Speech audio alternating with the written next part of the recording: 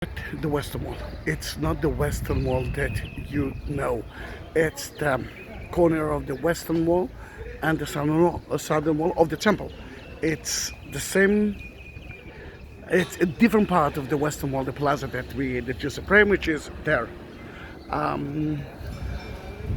Like a year or two ago, right there, a stone fell from the Western Wall. Then they decided to renovate it, and they finished doing it like I think a week from now. And here it is. They started to renovate that part. The stone that you see on top of it is part of a Robinson Arch. It used to be actually one of the entrances to the temple that was built by King Herod.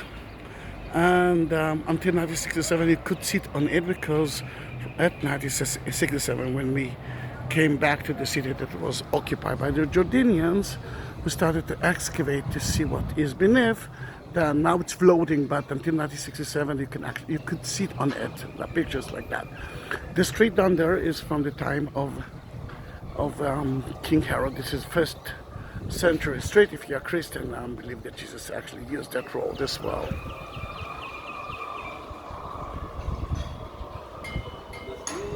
You can see the Dome of the Rock, which is part of the Muslim side. According to the Muslims, Muhammad ascended into heaven from there.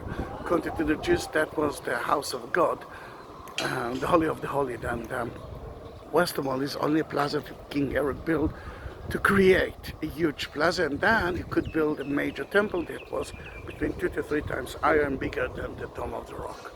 New renovation at the Robinson Arch. March 2020, coronavirus time. No one is here.